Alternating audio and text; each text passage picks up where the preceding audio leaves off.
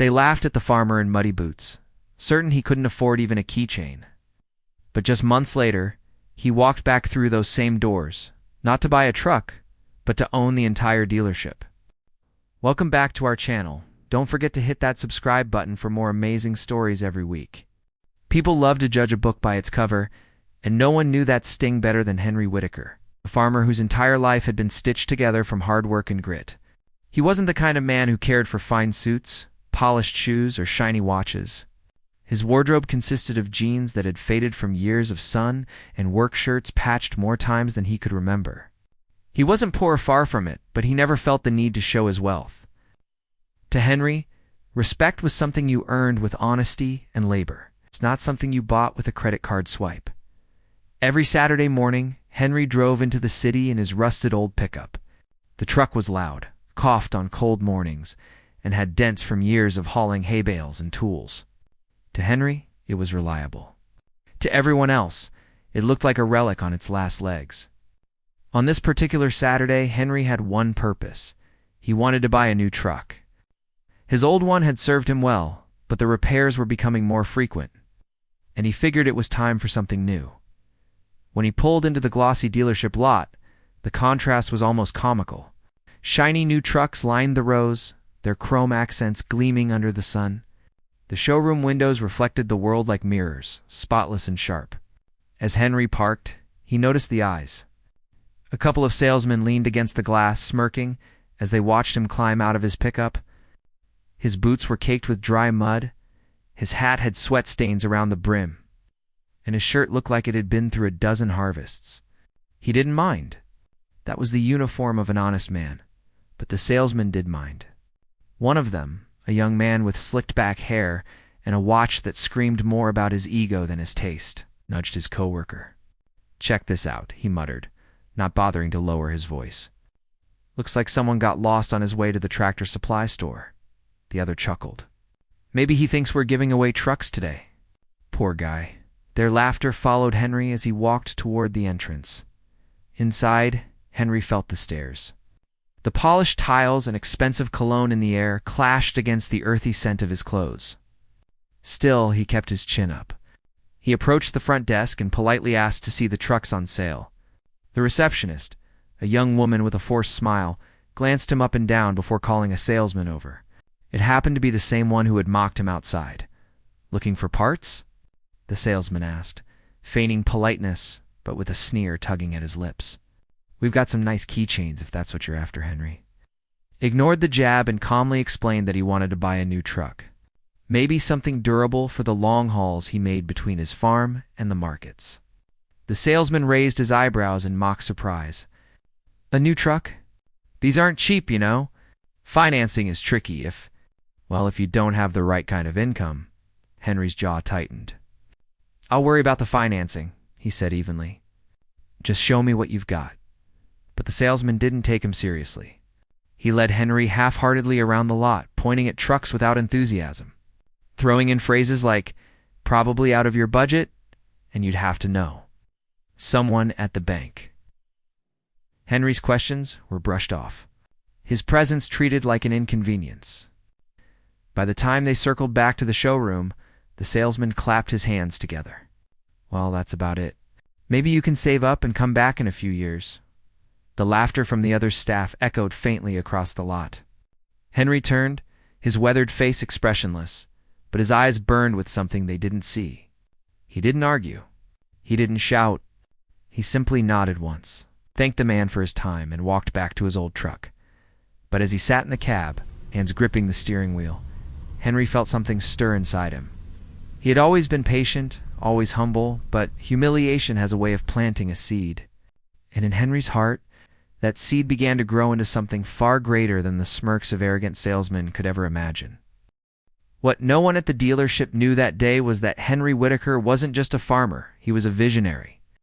For years, while the world dismissed him as just another man in muddy boots, he had been building an empire from the ground up. His land stretched farther than most people in town realized. Acres upon acres of rich soil that had been passed down through his family, but expanded under his careful eye. He had invested in irrigation systems, high-yield crops, and storage facilities long before others thought it was necessary. Restaurants in 3 states bought his produce. Local supermarkets depended on his shipments. Henry wasn't living paycheck to paycheck. He was quietly sitting on a fortune. But Henry had never flaunted his wealth. He drove his old truck not because he couldn't afford better, but because it worked, and he had no one to impress. He wore patched shirts because he'd rather save money for reinvestments than buy designer clothes. People saw dirt on his boots. Henry saw the evidence of honest labor. Still, the memory of the dealership staff laughing at him played over in his head like a bad song. It wasn't the first time he'd been underestimated, but something about their arrogance made the sting sharper. He went home that day and sat at his worn wooden table, the smell of fresh coffee filling the kitchen. His hands, still rough from work, traced the rim of the mug as he thought. He could have easily walked into another dealership the next day, paid cash for a brand new truck, and driven off without a second glance. But that would have been too easy. The laughter, the sneers, the way they tried to brush him aside, deserved more than just being ignored. For the first time in years, Henry allowed himself to imagine something bigger than just proving them wrong. He wanted to teach them a lesson they would never forget. A week later, Henry met with his lawyer, a man who had handled his farm contracts for years and knew better than to underestimate him. Henry asked about the dealership, curious about its ownership. To his surprise, the lawyer leaned back with a knowing smile. Funny you should ask. They've been in financial trouble for months. Sales are down. Management is sloppy. Manor has it the owners are looking for a way out. The words were like sparks in Henry's mind. By the end of the meeting, his plan had formed. He wasn't just going to buy a truck. He was going to buy the dealership. The very same building where they laughed in his face would soon bear his name. The process wasn't instant.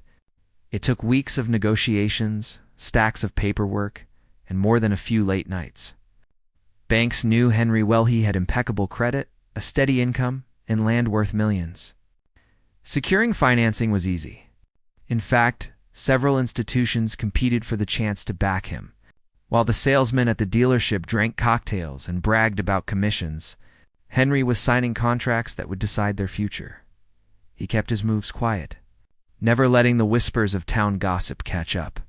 When neighbors saw him still driving his rusty old truck, they assumed nothing had changed. Even the staff at the dealership carried on mocking him whenever they spotted him passing by. There goes Farmer Joe and his antique pickup, one of them laughed one afternoon. They had no idea that paperwork with Henry's signature was already moving through the system. Months later, the final deal was sealed. The struggling owners, desperate to get out before the business collapsed, sold the entire dealership to Henry at a price that barely scratched the surface of his fortune. As he signed the last page, Henry couldn't help but smile.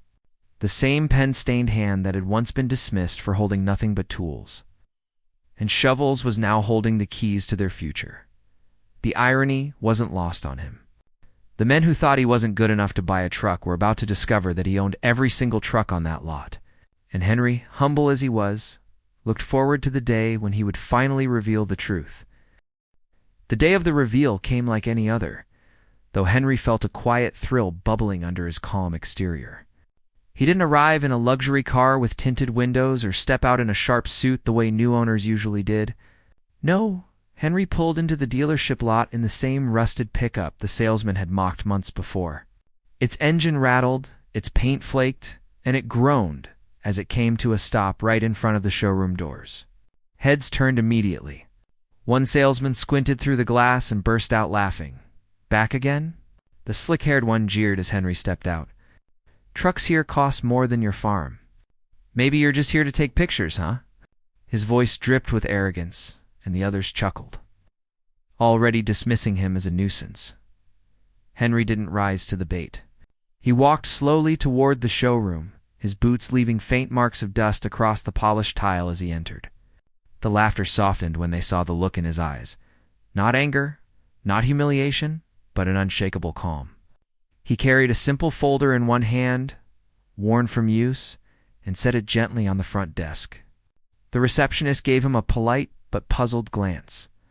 "I'm here to speak to the general manager," Henry said evenly. The same salesman who mocked him scoffed. "The manager's busy with actual customers. Why don't you let me show you the used section?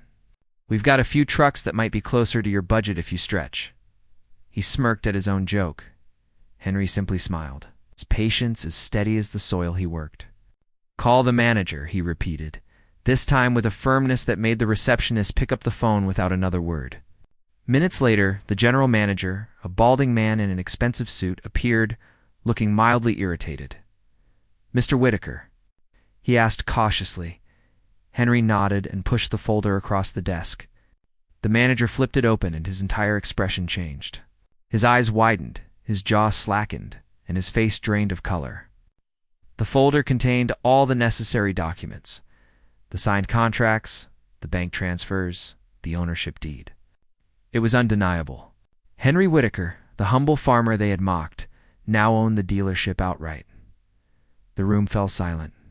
The salesman, curious at first, leaned over to catch a glimpse of the papers. Their smirks vanished instantly. The slick-haired one, the loudest of them all, stuttered.